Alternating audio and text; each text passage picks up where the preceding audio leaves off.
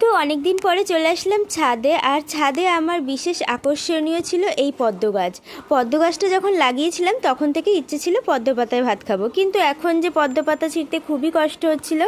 এরপর একটা পাতা ছিঁড়ে ধুয়ে নিয়েছিলাম। তো এই যে পদ্ম পাতা নিয়ে নিয়েছি, আর এবার পদ্ম পাতায় ভাত খাবো। ফার্স্টে আমি একটু খিচুড়ি দিয়ে ট্রাই করি। প্রথমেই পদ্ম পাতায় নেবো খিচুড়ি, একদম অল্প খিচুড়ি। আর নেবো একটুখানি পুঁই শাকের তরকারি, যেটাকে আমরা বাঙালিরা বলি ঘ্যাট। চলো পদ্ম পাতায় এই যে পুঁই শাকের ঘ্যাট আর খিচুড়ি নিয়ে চলে এসেছি ছাদে। তো পদ্ম পাতায় খাওয়াটা সম্পূর্ণ হলো আমার। খিচুড়িটা খুব গরম ছিল, যে থালার উপর নিয়ে নিয়েছি। চলো খাওয়া যাক। খুব গরম বাবারে।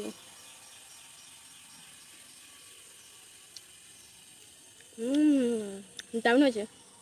তোমরা এরকম যারা যারা পদ্ম পাতায় এখনও ভাত খাওনি, তারা কিন্তু অবশ্যই এরকম বাড়ি কাজ লাগিয়ে খেতে পারো। আর বাজারে কখনো বিক্রি হয় না, বাজারে কলা পাতা বিক্রি হয় কিন্তু পদ্ম পাতা বিক্রি হয় না। তুমি পদ্ম পাতা খাওয়ার মজাটাই আলাদা।